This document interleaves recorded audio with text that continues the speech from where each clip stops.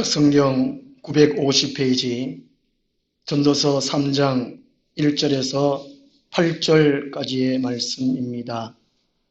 제가 1절, 6절, 8절만 봉독하겠습니다. 범사에 기한이 있고 천하 만사가 다 때가 있나니 제가 날 때가 있고 죽을 때가 있으며 심을 때가 있고 심은 것을 뽑을 때가 있으며 6절요 찾을 때가 있고 잃을 때가 있으며 지킬 때가 있고 버릴 때가 있으며 8절요 사랑할 때가 있고 미워할 때가 있으며 전쟁할 때가 있고 평화할 때가 있느니라. 아멘. 세상 종말의 때를 분별하라 하는 제목으로 말씀을 드리도록 하겠습니다. 본문에 14쌍 대조 사건이 나왔는데요. 거기다가 끝을 얘기하고 있습니다. 끝, 종말을 얘기하고 있다는 거죠. 끝. 이것은 세상 종말의 때도 분별할 것을 의미해 주고 있습니다. 하나님을 경외하는 사람들아, 세상 끝날은 어떤 때인가 분별해라. 이 분별하다는 것이 사물의 차이를 비교해보고 밝혀보라 하는 그런 뜻이라고 합니다. 이 마지막 때를 살아가는 사람들, 특별히 이 종말의 때가 어떤 것인지 성경 말씀과 세상에 돌아가는 현상들 뉴스를 통해서 보면서 비춰봐가지고 하나님의 정한 뜻이 어느 때쯤이구나, 내가 무엇을 해야 되겠구나, 그렇게 준비해가면서 살아가라는 것입니다. 한 가지 비유를 예를 들어서 생각해보면 축구 경기에 전반전보다가는 후반전이 더 중요하고 또 후반전 가운데서도 종료 직전 5분 전이 중요하다 그런 말을 하잖아요. 우리 개인적 인생도 맨 마찬가지고 지구 전체의 종말도 맨 마찬가지라는 것입니다. 끝 시간이 얼마나 중요한가 하는 것입니다. 이 끝 시간을 어떻게 살아가는 통해 가지고 영혼을 자유한다는 거예요. 영혼이 좌우된다는 것입니다. 하나님은 이사야 46장 11절에 이렇게 말씀하십니다. 내가 시초부터 종말을 알렸다라고 말씀합니다. 하나님께 주신 성경책에 태초부터 종말까지 지구의 역사 일일이 다 말씀해 놓았다라고 말씀을 하고 있습니다. 그리고 하나님께서는 나의 뜻이 설 것이니 내가 나의 모든 기뻐하는 것을 이루려 하였노라. 하나님이 처음부터 끝까지 정하시고 하나님 기뻐하신 대로 성취해 가신다고 말씀해 주고 있습니다. 인류의 역사, 지구의 역사, 우주의 역사는 하나님의 손에 달려있다는 것을 말씀해 주고 있습니다. 그 세상 사람들은 귀신의 손에 있다고 믿는 사람들이 많습니다. 부처의 손 안에 있다고 믿는 사람 참 많습니다. 그러나 창조주 하나님은 여호와 하나님 한 분밖에 안 계십니다. 그분의 손에 이 우주 만물의 역사가 달려있다는 것이지요. 우리 모든 사람, 특별히 그리스도인들은 이 성경적인 가치관, 무엇의 가치를 두고 살 것이냐, 인생의 가치 두고 살 것이냐, 성경의 가치관을 두고 있는 것이지요. 그리고 이 세계는 어떻다? 성경의 세계관대로 살아야 한다는 것이지요. 그리고 종말관, 그것도 성경에서 말씀하신 대로 종말관을 가지고 살아가야 한다는 것입니다. 그래서 이 성경 말씀을 가지고 이상의 뉴스, 돌아가는 현상들 이렇게 대치해서 맞춰놓고 분별을 하면서 하루하루를 살아가야 할 것을 우리에게 말씀합니다. 마태복음 16장 3절에 예수님께서 말씀합니다. 하루의 날씨는 너희들이 분별하면서 시대의 표적은 분별할 줄 모르느냐. 시대의 표적을 분별하라라고 말씀합니다. 너희들이 예수를 믿느냐? 교회 다니느냐? 그러면 시대의 표적을 한번 분별해봐라 하는 것입니다. 세상의 현상들을 그걸 가지고 성경 말씀 분별해보라는 것이죠. 그리고 데살로니가전서 5장 1절 2절에 보면은요, 형제들아 때와 시기에 관하여는 너에게 쓸 것이 없으면 주의 날이 밤에 도둑같이 이를 줄을 너희 자신이 자세히 알기 때문이라. 이렇게 말씀하고 있는데요. 사도 바울이 종말 때 일어난 일들을 바울이 편지를 통해 가지고 교회에 다 알려줬다는 것입니다. 바울의 편지를 받은 사람들은 종말에 어떤 일이 일어날 것을 사람들이 안다는 것입니다. 성경에서는 다 말씀을 해놓았다는 것이지요. 오늘 설교 말씀을 주보에 설교 요약 그거를 하나씩 따라가시면서 말씀 들었으면 좋겠습니다. 첫째는요, 우리가 생각해 볼 것이 종말의 때는 왜 있는가 하는 것입니다. 끝은 인생의 끝, 지구의 끝, 종말이 왜 있는가 하는 겁니다. 원래 하나님이 천지만물을 창조하실 때 창세기 1장, 2장에서 우리 인간을 영원한 존재로 창조했습니다. 그런데 하나님의 계명을 어겨서 죄가 들어왔고 죄의 결과로 이상이 종말이 오게 됐다는 것이지요. 그래서 개인적으로는 사람이 늙어가고 병들어가고 죽게 되고 그 이후에는 지옥 가게 된 인생, 사람들이라는 것이지요. 그래서 사람이 예수님을 구원의 주님으로 믿고 또 계명을 지켜야만 한다는 것이지요. 타락한 인간들은. 그래서 계명을 지켜야 하는 이유가 그렇게 중요하다는 것이지요. 종말은 왜 있게 됐느냐? 인간의 죄에 대한 결과로 있게 됐다는 것입니다. 그리고 하나님의 이 구속 역사 가운데에 이스라엘이 중심에 있습니다. 하나님이 타락한 인간들 그대로 내버려 두시지 아니하시고 구속자 예수 그리스도를 보내주시마 약속을 하시고 이미 예수님 이전 전에 보내주시고 구속 역사를 이루셨습니다. 이렇게 역사를 해 주셨는데 하나님의 구원 역사 속에 그 중심에 이스라엘 민족이 있다는 것입니다. 어떤 성경책을 이스라엘의 역사책, 어떤 사람도 무협지라고 그러는데 성경이 이스라엘 역사인 동시에 전 세계에 다 역사가 다 들어있다는 것이죠. 특별히 이스라엘 민족의 종말 역사를 다 기록해 놨습니다. 특별히 레위기 26장 전체 말씀 가운데에 그리고 신명기 28장 전체 가운데에 역사해 놨고 그리고 예언서 17권 거기에 이스라엘 역사의 종말을 기록을 해놨습니다. 그리고 전 세계의 종말도 거기에 기록을 해놨다는 것이죠. 복음서에서는 마태복음 24장, 마가복음 13장, 누가복음 21장 거기에 종말의 사건을 특별하게 지적적으로 기록을 해놨고요. 바울서 신 13권에는 여러 군데 흩어져서 이렇게 기록을 해놨습니다. 특별히 대선의 전서, 대선 후서에 종말에 대한 사건을 많이 기록을 해놨습니다. 종말의 때임을 쉽게 알 수 있는 표적을 예수님이 말씀해 주셨습니다. 종말의 때다. 너희들이 근신해라. 이렇게 알 수 있는 표적이 마태복음 24장 32절에서 34절까지 나오는 무화과나무의 비유입니다.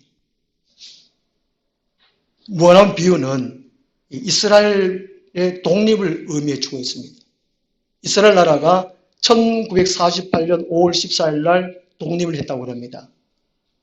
마태복음 24장 34절 말씀 보면요. 이 세대가 지나가기 전에 이 일이 다 일어나리라. 한 세대를 헬라의 개념으로는 그리스 개념으로는 30년이라고 그럽니다.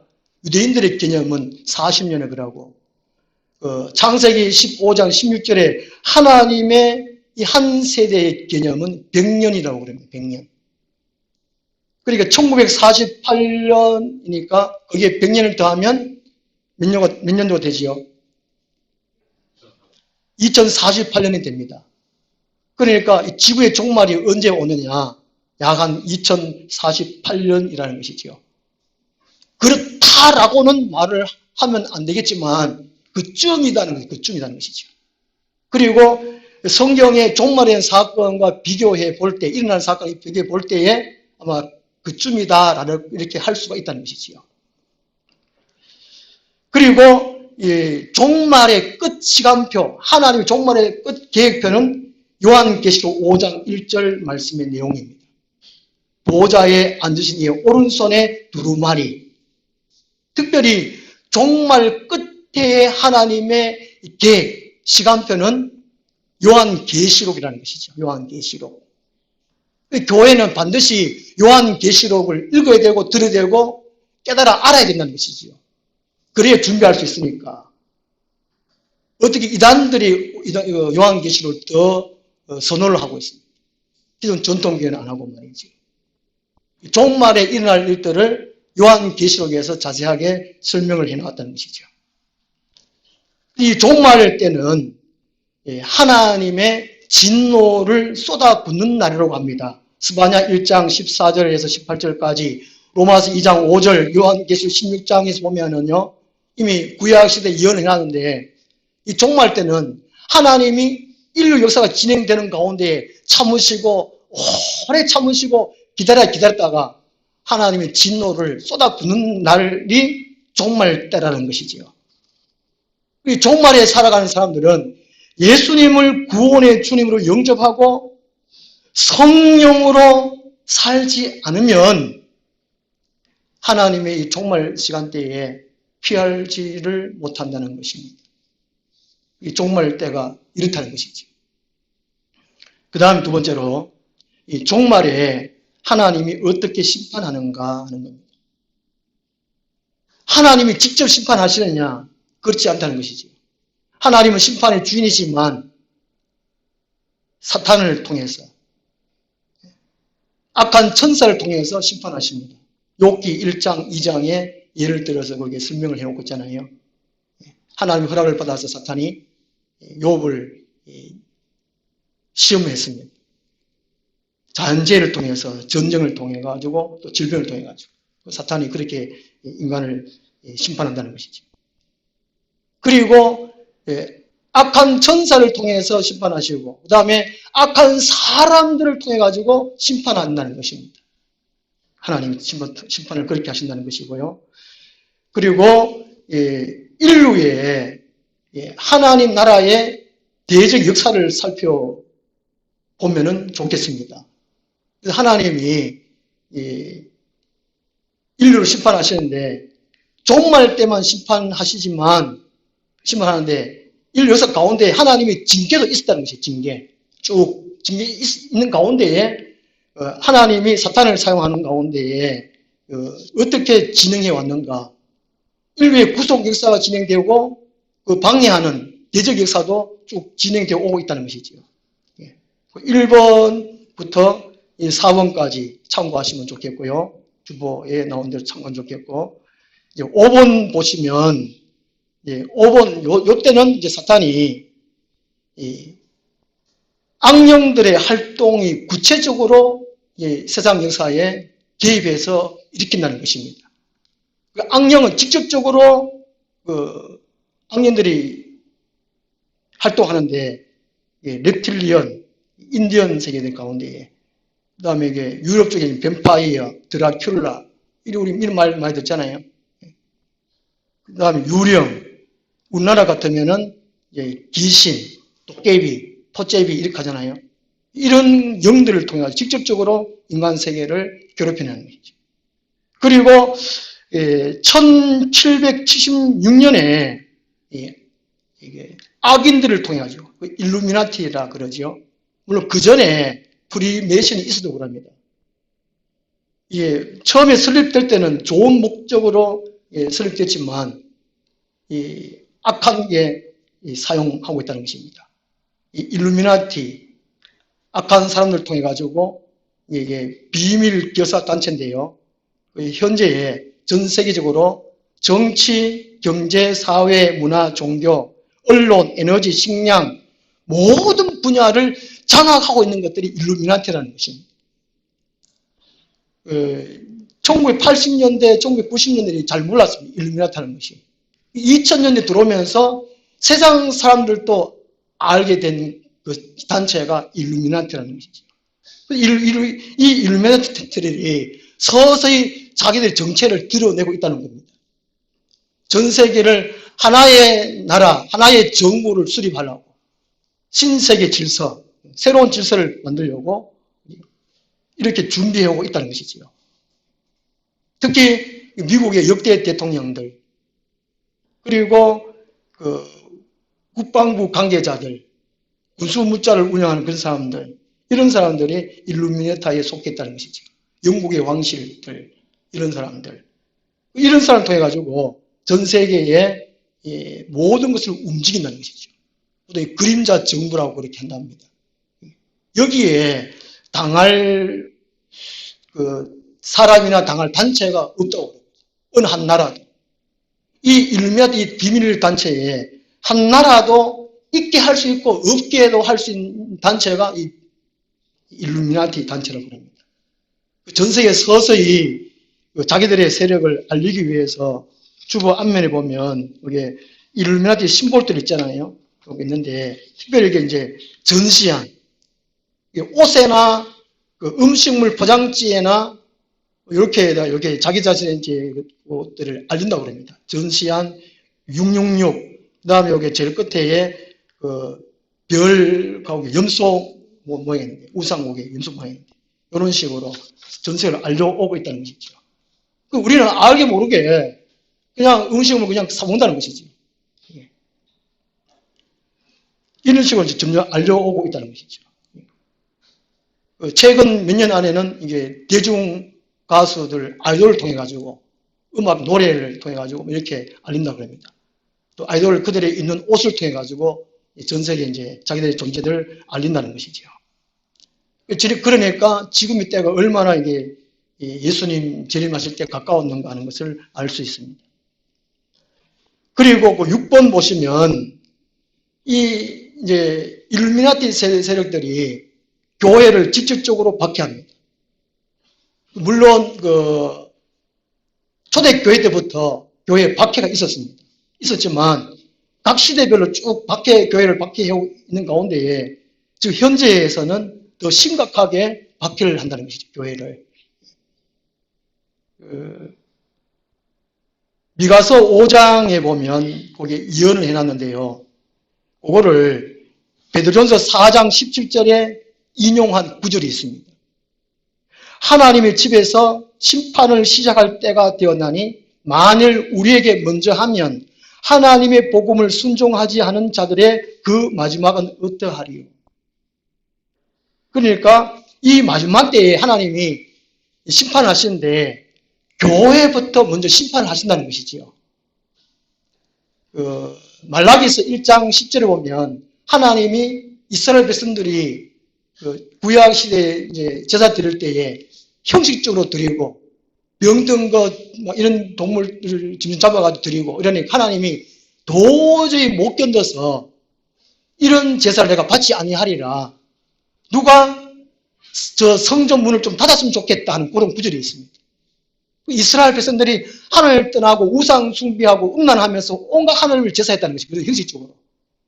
그래서 하나님이 도저히 역겨워서 누가 성전 문을 닫았으면 좋겠다라고 했는데 이 종말 때도 먼저 하나님의 집, 성전, 교회를 먼저 심판하신다는 것이지요. 1900년도 들어오면서 유럽 교회, 영국 교회에 거의 문을 닫았다고 그랬잖아요.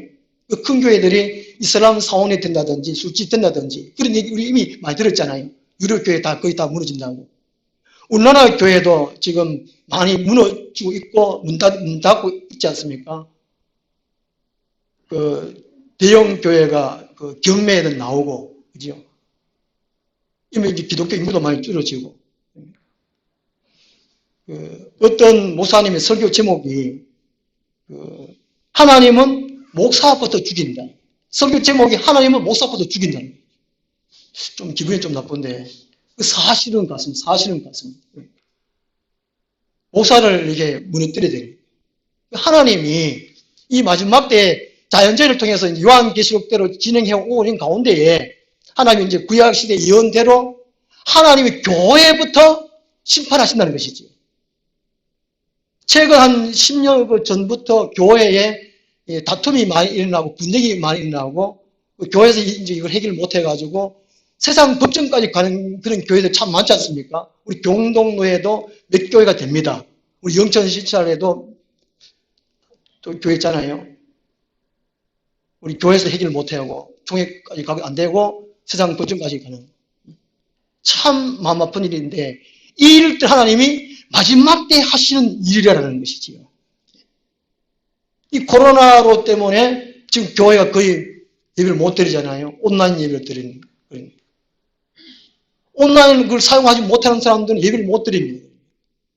지금이 마지막 때라는 거예요. 마지막 때. 마지막 심판 때라는 것입니다. 이거를 분별을 하고 아 그렇구나. 내 믿음이 식어지지 말아야 되지. 이걸 각성하고 개인적으로 지금 믿음을 지켜야 됩니다. 앞으로는 가족별로 두세 사람이 믿음을 지키든지 예배하고 기도하고 예배를 지키든지 아니면 혼자서 신앙생활 믿음을 지켜야 됩니다. 그 신앙 지키기가 어렵다는 것이지요. 그 핑계가 많습니다. 코로나 때문에 어떤 일 바빠서 일 때문에 무슨 일이 생겨서 그것이 하나님의 심판이라는 것이 심판. 뭣도 모르겠다는 것이죠. 그 어떤 것보다도 하나님을 신뢰 믿고 의지하면 다른 모든 걸 포기해야 된다는 것이죠. 내 목에 칼이 들어온다 할지라도. 지금 그러지 못하는 그런 시대, 곧 하나님의 심판 때라는 것입니다. 이걸 우리가 알아야 된다는 것이죠.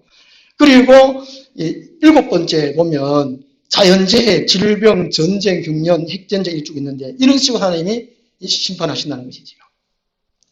그래서 이 세상에 일어나는 사건, 지금 일어나는 전 세계에 일어나는 이 재앙들을 이 종류, 강도를 살펴봐야 한다는 것이죠. 물론 구약 시대도 있어 왔지만 이 마지막 때는 심판의 종류가 많고 강도가 또 강하다는 것이지요. 현재 우리나라도 54일 동안 비가 와가지고 남해, 특히 전라남도 쪽으로 피해가 참 크다고 합니다. 예. 섬진강 뭐죠 그거? 이명박 대통령인데 4대강 거기는 안 했다 그러더라고 반대해가지고 뭐 그것 때문에 그런지 모르겠지만 하여튼 간에 피해가 상당히 많다. 54일 동안 비가 와가지고. 또 희한하게도 전국적으로 피해도 많은데 경북 지금 하면 좀 괜찮다 그러더라고요. 그죠? 경북에 사는 사람들 좀 감사해야 되겠죠. 그러면서 더 기도해야 되겠다는 거예요. 영천 사람 특히 감사하는데. 근데 중국에는요, 90일 동안 비가 계속 온답니다. 90일 동안.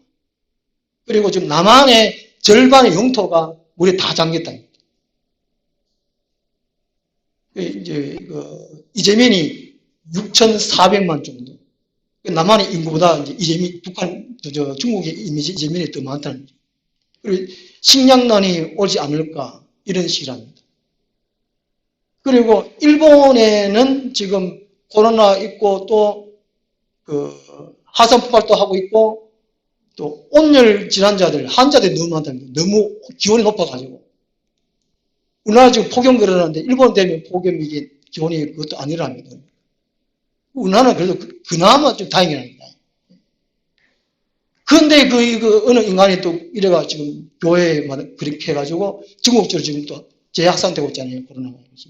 이런 식으로. 지금이 어느 시점인가.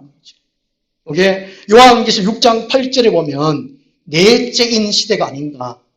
하나님이 종말의 계획을 7인 프로젝트, 7인으로 세상을 끝내겠다는 것이죠. 하나님이. 첫째인, 둘째인, 셋째인 지나고 지금은 넷째인이 아닌가. 학자들이 조심스럽게 이렇게 추측을 하고 있습니다. 넷째인의 칼, 흉년, 사망, 짐승들. 칼은 이게 강도, 테러, 전쟁입니다. 칼. 그 다음에 흉년은 가뭄, 홍수, 전쟁으로 인한 식량난. 지금 전 세계로 테러 있고, 내전도 있고, 전쟁도 하는 것도 있지 않습니까? 전쟁의 길가는 이게 흉년이거든요, 흉년. 먹을 것이 없어서. 이것도 식량난이라는 식량난. 그 다음에 여기 사망으로 됐는데, 영어성에는 페스틸러스, 치명적인 전염병이라는 겁니다. 치명적인 전염병. 이게 너무 강하기 때문에 이게 아마 사망이라고 번역을 해놨는지 모르겠습니다. 이게 사망이 전염병이라는 것이죠, 이게. 이 코로나 전염병도 이게 자꾸 변형된다고 그러잖아요. 그러니까. 그 다음에 짐승들. 지금 다른 나라에서는 이게 뭐 사자, 뭐 표범, 뱀, 이런 식으로 해가지고 많이 죽어가는 사람 많답니다. 그리고 우리나라에서는 최근에 개 물림 사고가 많잖아요. 그 법도 정해놨지 않습니까? 그죠? 개도 지금 마스크 다 하고 뭐. 그러니까. 이 개 물림 사고가 늘어난다. 이건 우연이 아니라는 것이죠, 이게. 요한계시록 6장 8절에 연한 대로 짐승들. 전 세계적으로 사망의 원인 1위가 모기 물림이라는 모기 물림. 아시죠? 예, 그러니까. 이 넷째 시대에 이게 인구 4분의 1이 죽습니다. 지구의 인구가. 지금 한 72억 정도 된다 그러는데 한 18억, 19억이 아마 이게 넷째 시대에 죽습니다. 물론 태어나는 사람이 있으니까 인구 줄지만 그렇게 또 줄지 않는다는 것이 이게. 그러니까. 그리고 이게 넷째 시대에 지나면 다섯째 인신. 요한계시록 6장 9절 말씀. 이게 순교의 때입니다. 순교의 때. 하나님의 말씀과 그들이 가진 증거로 말미암아 순교를 당한다는 것이죠. 그러니까 예수님은 공중 재림하시는데 일곱째 나팔이 오시거든요. 여섯째 나팔은 남아있는데 다섯째 인에 벌써 하면 순교 당하니까 얼마나 나팔 재앙되는 힘든 환란이 오겠나는 것이 재앙이 오겠나는 것이지요. 언제인지는 모르지만 우리가 이제 순교의 각오로 살아가야 한다는 것입니다. 그 다음에 이제 세 번째로 우리가 한번 생각해 볼 것이 그러면 앞으로 일어날 일들을 추측해 볼 수 있습니다. 그죠? 내일, 모레, 어떤 내년 쭉 일어날 일들 추측해 볼 수 있습니다. 이 경주의 지진이 언제 났지요? 작년에 났습니까? 재작년에 났습니까? 재작년에 났습니까? 그리고 작년에 포항이 지진이 났습니까? 그게 아마 경주에 지진 난 것이 아마 신호탄이 아니겠는가 싶거든요. 조금만에. 그죠? 제가 생각해 볼 때. 그래가 제가 작년에는, 내년에는 더 올해보다 더 심할 거라 했는데, 실제로 올해가 이렇게 코로나 와가지고 더 심하지 않습니까? 그러니까 내년에는 더 어려운 일이 온다는 것입니다, 이게. 그러니까. 그래서 성경 말씀과 전 세계적으로 흘러가는 거하고 이게 추측을 해볼 수 있다는 것이죠. 우리가 이제 인터넷 뉴스나 TV 뉴스나 유튜브 동영상이나 여러 가지를 통해 가지고 정보를 얻을 수 있습니다. 그리고 성경의 연해는 가지고 마주 나보고 분별해 가지고 말이죠. 우리가 어떻게 이제 기도하고 영역을 준비하고 성령의 기름을 준비하고 이거 해야 할 것을 우리가 알 수 있습니다. 지난번에 말씀드린 대로 어느 이단단체죠. 올해 9월 28일 날 예수님 재림하신답니다. 그렇게 예언을 해놨어요. 추측은 하지만 예수님 오실 날짜를 정한 것은 그건 어리석은 일입니다. 그렇게 예언하는 것은. 예언하면 안 되지요. 성경이 다 예언하는 거. 우리는 추측하는 것이고, 우리 마차가 준비하는 것밖에 할 수 없습니다.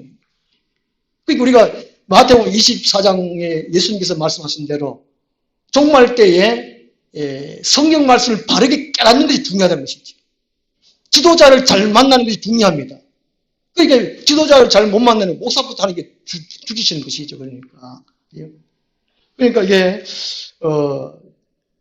대적들의 활동, 그러니까 적그리스도의 누가 될지 모르지만 앞으로 적그리스도 등장할 텐데 일어날 일들을 한번 추측해 보겠습니다.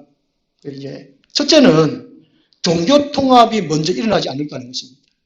물론 종교 통합을 위해서 그동안에 비밀 단체적으로 계속적인 이게 해왔습니다. 그리고 이제 로마 교황이 그 몇 년 전부터 이게 전 세계를 다니면서 평화의 운동으로 그렇게 이게 해왔지 않습니까? 주보에 힘 있는 나무 거기 저 밑에 팍스 크리스틱 하는 거기 팍스 크리스틱. 팍스는 평화를 의미하는데 크리스틱인데 이게 좋은 의미지만 그게 악용돼 간다는 것입니다. 지금 앞으로 일어날 일도 첫 번째는 종교 통합이 일어나지 않을까 하는 것이죠. 이게 데살로니가서 2장 3절입니다. 이게 이제 먼저 배교하는 일이 일어나고 하는 것이 그 뜻이거든요. 올해 6월 23일 날 네덜란드 헤이그에서 이게 종교 통합으로 하려고 이게 모이기로 했답니다. 그런데 코로나 때문에 연기가 됐다 그러네요. 그러니까 아마 제일 먼저 일어날 일들이 종교 통합을 선언하는 것을 우리가 뉴스를 통해서 접하게 될 거라는 것이죠. 그 다음에 종교 통합이 일어나면 무엇이 등장하게 되냐, 무엇을 추측할 수 있냐, 제3성전이 완공되지 않겠다는 것입니다.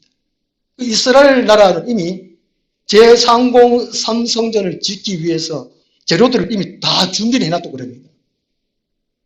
미스컴을 통해 다 아시잖아요. 우리는 그죠? 1성전이 솔로몬 성전이고 2성전은 바벨론 포로 갔다 와가지고 지은 스룹바벨 성전이고 이게 이제 헤롯 대왕 때에 보수해가지고 크게 지은 것이고 AD 70년경에 완전 이게 무너졌습니다. 이스라엘 나라는 지금 성전이 없거든요. 그 앞으로 지을 성전이 제3성전이라는 것입니다. 장소 때문에 지금 못 짓는데 장소가 지금 거의 정해졌다고 합니다. 지금 이게 이슬람 사원이 하나 있지 않습니까? 알라크 사원. 거기가 모리아산이 아니겠는가? 아브라함이 이삭을 드린 예물을 드린 그 장소 아니겠는가? 그렇게 해와가지고 성전을 못 지었는데 학자들이 연구에 의해 보니까 성전이 있는 곳은 샘이 있다는 것이죠. 짐승을 죽이고 피를 막 씻어야 되니까. 그래서 성전이 기온샘 부근이 아니겠는가? 지금 그렇게 이제 거의 확정적이 됐다는 것입니다. 그러니까 이게 종교 통합이 되면, 종교 통합된다는 것은 기독교가 유일한 구원하는 것이 우리 기독교밖에 없는데, 구원의 종교가 기독교가 다른 종교에도 구원이 있다는 걸 인정하게 된다는 것이 이게 가톨릭에도 그 다음에 그 불교에도 힌두교에도 구원이 있다 이렇게 인정하는 것이 되기 때문에 배교하게 된다는 것이죠. 하나님을 배신하는 행위라는 것입니다. 이게 종교통합이라는 거예요. 이게 종교통합이 되면 아마 그 수장들이 모여가지고 이제 의논해가지고 제3성전을 짓자 이렇게 된다는 것입니다. 그렇게 되면은 이제 적그리스도가 등장하게 된다는 것이죠. 그 중에 한 명이 또 최고로 수장이 될 가능성이 있다는 것이죠. 그게 데살로니가후서 2장 4절 말씀입니다. 그는 대적하는 자라 신이라고 불리는 모든 것과 숭배함을 받는 것에 대항하여 그 위에 자기를 높이고 하나님의 성전에 앉아 자기를 하나님이라고 내세우느니라. 그러니까 9월 28일에 예수님이 재림한다 이렇게 말하는 사람들은 엉터리죠. 그죠? 성전을 짓는 게 아무리 빨리 지어도 한 달 만에 짓겠습니까? 지금 오늘 8월 달이니까 내 다음부터 9월 달인데 그 엉터리지 않습니까? 그러니까 우리가 아무리 능력을 행한다고 할지라도 아무리 또 말을 잘한다고 할지라도 지식이 좀 넓고 폭이 높은 그 사람이 많다 할지라도 딱 분별을 할 수 있는 것이 성경에 연행하는 것과 시기적으로 이렇게 분별해보면 맞다 아니다 이렇게 분별할 수 있잖아요. 그죠? 그래요 안 그래요? 예. 그렇게 분별할 수 있다는 것이지요. 그러니까. 이게 이렇게 되면은 적그리스도 등장하는데 적그리스도가 누구냐 하는 것입니다. 지금까지는 아마 교황이 아니겠느냐 추측을 하거든요. 교황이 아니겠느냐. 그런데 또 다른 사람들이 이렇게 주장합니다. 미국의 대통령이 아니겠는가 하는 것이죠. 미국이 팍스 아메리카나 미국이 자기들 스스로도 전 세계의 경찰이라고 이런 말을 했지 않습니까? 들어보셨습니까? 예. 다른 나라가 간섭하고 말이죠. 그러니까 강력한 국력을 바탕으로 군사 개입이나 경제적 통제를 통한 중심국의 완결된 패권주의 체제가 미국이라는 것입니다. 미국. 경제 권력, 군사 권력을 해가지고 전 세계를 주문한다는 거죠. 이게. 미국 역대 대통령도 일루미나티라는 것입니다. 국방부.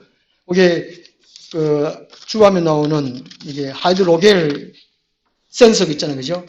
이게 다르파가 국방부라고, 다르파, 국방부, 미 국방부라는 것입니다. 연구해 온 것이.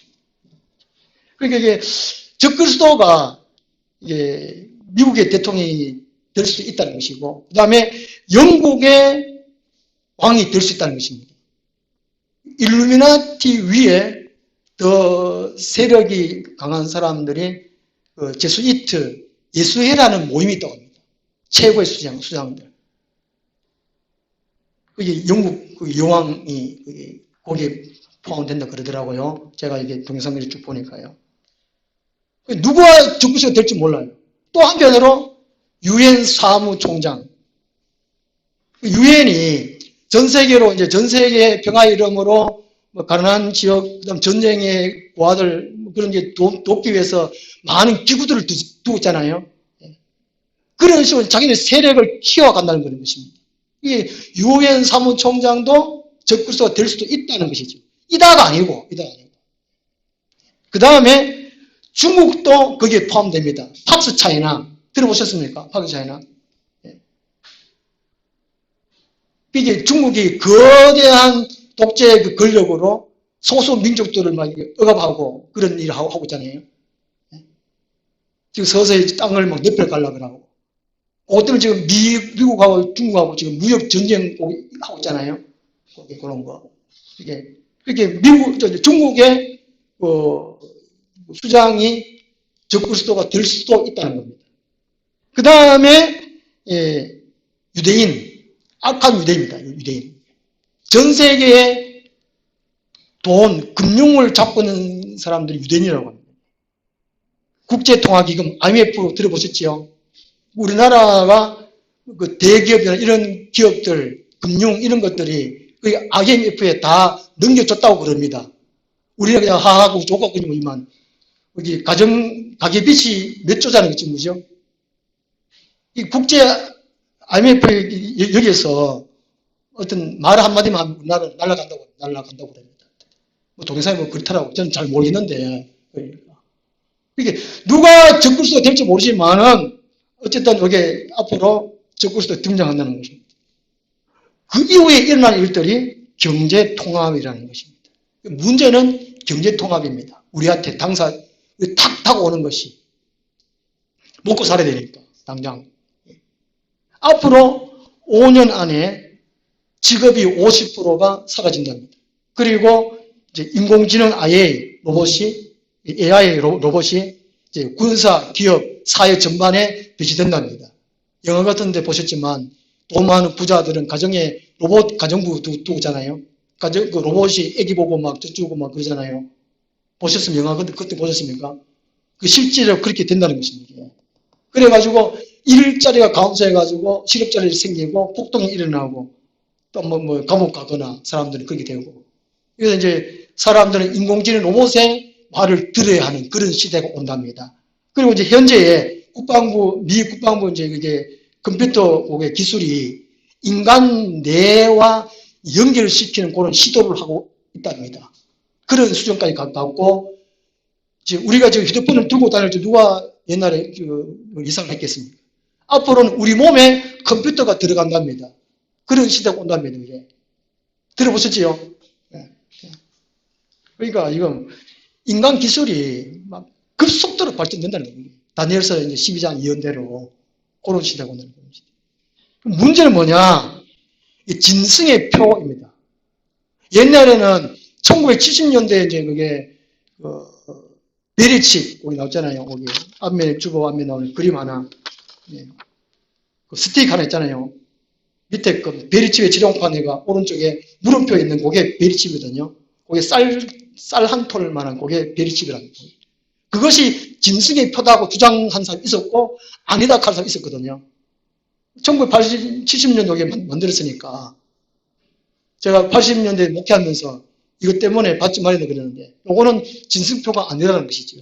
지금은 이제 그 하이드로겔 센서 요것이 금속인데 더 재질이 가볍고 성능이 더 좋고 우리 몸에 들어가는 것인데 이것이 뭐 이제 개인 정보 다 들어가는 거, 금융 뭐 이게 공공장소 출입하는데 왜 해외에 가면 이걸로 다 받아야 통과될 수 있는 또 물건 구입할 수 있는 이것이 다 된다고 그러지요.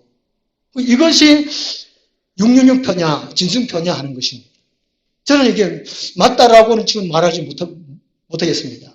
그러니까 종교통합 제3성전 완공 이스라엘 뉴스를 통해 보면 알 수 있겠죠. 그 다음에 적그리스도 등장 정치통합 전세 이제 인구가 또 뭐 테러나 전쟁에 죽어갈 것입니다. 그렇게 해가지고 인구가 많이 죽었다 이렇게 되면 경제 통합되는 가운데에 그때에 전세적으로 이제 그 표를 받아라 명령하게 되면 이게 하이드로 5개씩 진승 표를 수 있고 아니면 기술이 더 발전돼 가지고 이것보다 다른 것이 나올 수 있잖아요. 그렇죠? 그러니까 요걸 지금 정식표다라고 할 수 없습니다. 이런 상태로 우리가 예측을 해볼 수 있다는 것입니다. 근데 이게 적그리스도의 체온은 어떠냐? 데살로니가서 2장 8절에 보면요. 그때에 불법한 자가 나타나리니 주 예수께서 그 입의 기운으로 그를 죽이시고 강림하여 나타나심을 폐하시리라. 적그리스도가 판을 치고 또 성도들을 박해하고 죽이고 자기들이 이겼다고 그렇지만 예수님이 공중 재림하실 때에 적그리스도가 죽습니다. 이게. 그리고 우리는 믿음을 지켜야 한다는 것이죠. 그 다음에 마지막으로 그리스도인들이 해야 할 일, 주보 보시고 그리스도인들이 해야 할 일은 뭐냐? 여기 쭉 해놨습니다. 7번까지 하시고 이제 쉽게 마음이 흔들리거나 두려워하지 말고 쭉 미혹되지 말고 쭉 해놨잖아요. 해놨습니다.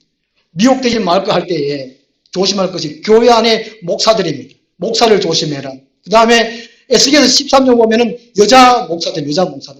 요즘 여자 목사들 참 많잖아요. 능력 있다. 말 잘한다. 은혜롭다. 이거 조심해야 됩니다. 미혹되지 말아야 됩니다. 성경에 글을 놨으니까 좀 멍청하다 그러지만 성령대로 설교하는 사람 그런 사람이죠. 온라인 하니까 동상 하도 많으니까 우리가 분별할 것은 성령이 차곡차곡하고 연한 대로 이렇게 분별하면 됩니다. 그 다음에 6절 6번째 보면 철저히 경건생활 할 건데 우리 주위에 재미난 것들이 많습니다. 지난번 뉴스에 코로나로 한창 번질 때에 그렇게 조심하라 그러지만 서울 이태원 같은데 술집 같은데 젊은이 모여가 춤추고 막 그랬잖아요. 그러니까 막 사람들이 죽음을 두려워하지 않아요. 질병이나 전쟁이 있다 그래도. 우리 그리스도인들도 이렇게 미혹되기 쉽다는 것입니다. 쉬운데 거기에 이제 우리가 경건하는 것은 세속화 되지 말아야 된다는 것이죠. 버릴 것을 버려야 된다는 것입니다. 누가 보면 21장 34절 35절에도 방탕함과 술 취함과 생활의 염려를 극복하라고 말씀하고 있습니다. 예수 앞에 설 수 있도록 기도하라고 그러거든요. 그러니까 하나님이 기뻐하시는 것은 아닌 것은 가감하게 버려야 돼요. 그게 전도서 3장 6절 말씀에 찾을 때가 있고 잃을 때가 있으면 지킬 때가 있고 버릴 때가 있으면 이렇게 하는데 버릴 때 버려야 돼요. 버릴 때가요. 항해자가 배가 침몰할 때쯤 되면 아까운 것이 다 버리잖아요. 금덩어리도 버리잖아요. 그러듯이 버려라는 것입니다. 이게 버릴 것.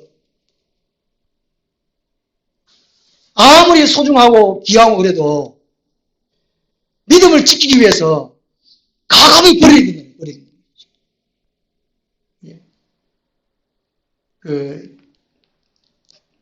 억압 체제가 만약에 된다면 이 믿음 버려라. 네 믿음 버릴래?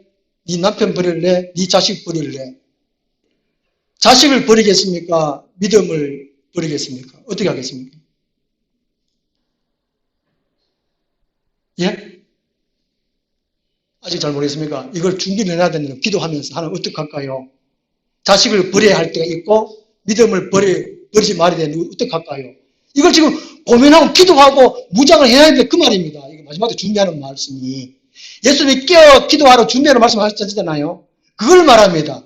그때 가면 되지. 그때 가 하지. 그게 아니란 말이지요. 그때 가면 늦었다면 맞아요.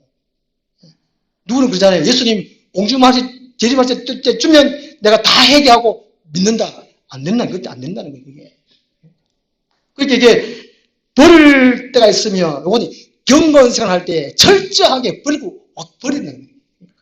배가 침몰되는데 다 버려야 돼. 그 말입니다. 그 다음에 7번째 전도할 전도. 가족들 할 때. 가족들. 복음을 전해야 됩니다. 예수님이 구원의 주님이다. 믿든지 말든지 듣든지 말든지 친척들한테 그렇게 하고 그 다음에 마지막 때 일어날 일들을 가족들한테, 특별히 자식들한테, 안 믿는 남편한테 이런 말을 해야 된다, 말을. 알았지요? 하고 있습니까? 아이고, 무슨, 귀신 싸나락 까만 소리 하고 있네. 극해도 하란 말이죠. 하고. 하셔야 됩니다. 저는 이게 하세요란 말을 많이 했습니다. 예. 에스겔 3장 말씀처럼 파수꾼의 소명을 다 하는 거, 우리는. 그러면 그 핏값은 자기가 안 나가는 겁니다. 무슨 말인지 이해되죠? 우리 자식이나 부모나 우리 주위의 친구들이나 지옥 가는 것이 누구 책임이냐? 우리 각자 책임이 될 수 있습니다. 먼저 믿은 사람들이. 그러니까 그걸 책임을 안 지려면 우리 말을 해야 돼, 말을 해야 돼. 알았지요? 제가 이제 목회자로서 이걸 분명히 말했습니다. 저는 나중에 예수 앞에 책임이 없습니다. 그러니까 그 책임을 안 나가려면 말을 해야 된다는 거예요, 말을 해요. 그 다음에 여덟 번째로 도피 해놨거든요. 물음표 해놨는데, 할 수만 있으면 산속이나 동굴, 도시보다는 시골이 좋습니다. 산골이 좋다는 것이죠. 종말 때 살기는. 우리 교회는 산을 하나 산다고 하면 지나가다 말을 하고 있는데 아직 구하지를 못했습니다. 아직 조금 시간은 좀 있는 것 같아요. 조금 시간인 것 같아요. 이게 만약에 도피를 한다면 이게 그 원시인으로 살아야 돼요. 원시인으로. 전자 제품을 갖고 있으면은 이게 다 알잖아요. 그죠? 이게 통해가지고. 그러니까. 별걸 지금 제가 다 이해합니까? 마태복음 24장 10절에 보면, 이게 유대인들이 망할 때쯤 내가 산속으로 도망하라, 이렇게 예수님이 말씀하셨는데, 종말 때도 그럴 수도 있다는 것이지요. 그럴 수도 있다는 겁니다. 그게 가능하면, 할 수만 있으면 이럴 수 있다는 거예요. 그러니까, 그래 해놓고, 그래가지고 일곱째 납할 때까지 이게 살아야 됩니다. 믿음으로. 그죠? 우리가 앞으로 몇 년 안에 이렇게 하면 될 것 같아요. 그리고 우리끼리 준비를 해놓고, 우리가 만약에 휴가 된다고 할지라도 우리 가족들한테 얘기를 해놓으십시오. 우리끼리 비밀 장소를 어느 산 속에든지 동굴이 있는데 우리가 거기 준비를 해놨다. 우리가 갑자기 사라지면 우리는 하늘나라로 휴가 된 줄 알아라. 낙원에 간 줄 알아라. 예수님 공중전을 하셔서. 내가 그렇게 말했지? 야, 인간아, 말했지? 우리가 갑자기 이제 사라지면 거기 가라. 그리고 찬송하고, 이제 예수를 본체 마음에서 믿고 찬송하고 예배하고 있어라. 그 식량은 우리가 도라지를 심든지, 가시를 좀 심든지, 이렇게 해가. 그죠? 아니면 고구마, 감자 같은 이렇게 심었다가 이제 저장을 해놔야 돼. 몇 년 먹을 수 있도록. 전투신장면처럼 그렇게 해가 해놓고. 그래가지고, 어떻든 간에 진숙의 표는 받지 마라. 그죠? 그걸 부탁을 해놓고. 예수님이 지상 재림할 때까지 기다려라. 예수님은 아시니까, 어디든지 아시니까. 그런 식이라도 혹 구원을 받을 수 있다는 것입니다. 되게 배고프거든 그래도 참아라. 키 나와가지고 음식점에 가가 사지 마라. 그러면 들키니까, 잡혀가니까. 그러면 예수님 나는 믿는다 극하고 죽어라. 알았죠? 일일이 다 가르쳐줬습니다. 지금 이상한 말로 들릴지 모르지만 종말 때 들어야 할 설교가 이 설교입니다. 이 설교. 예? 이런 설교를 안 한다니까. 그냥 막 큰일이 났다고 막 이런 식으로 말을 하지. 구체적으로 말씀했습니다. 예. 본인도 이렇게 준비를 하고 가족들한테, 아직 안 믿는 사람들한테 그런 일이 있으니까 그렇게 하고, 만약에 우리가 휴고돼버리면 거기 가거라. 배고프다는 참든지, 못 참으면 슈퍼마켓에 와가 만약에 혼자 먹고 이제 들키면 내가 예수 믿고 어떤 예수 믿는다 그하고 죽어라, 순교해라, 이렇게 됐지요? 이상합니까?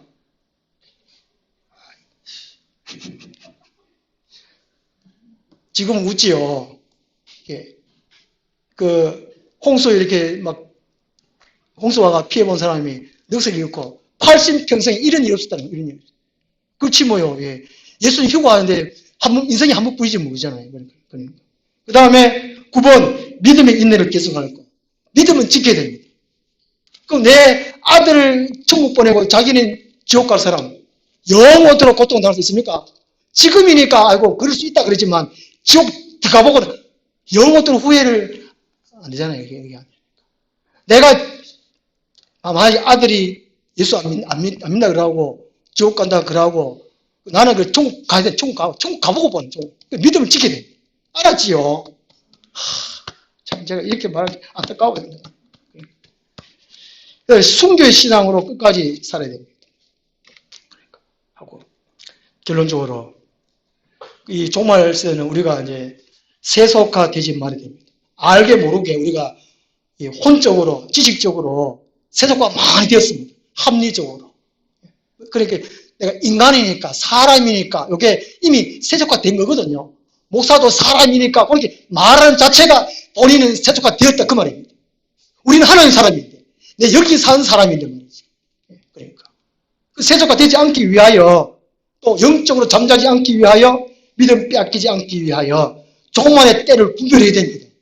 제가 오늘 설교를 차곡차곡 이렇게 한 것처럼 이렇게 분별해가지고 성경에 정말 어떤 일이 일어날 것이다 이렇게 예언한 대로 순서대로 이렇게 말한 대로 이걸 알고 우리가 이게 믿음을 지키게 됩니다.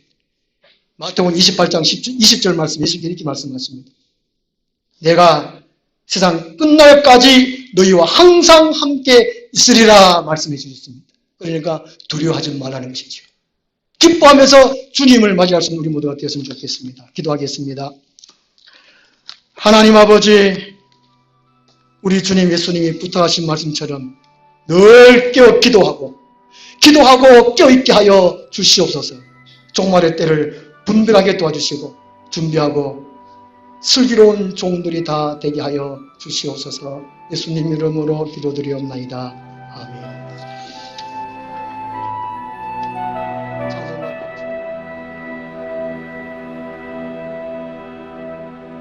주님이 홀로 가신 그 일 나도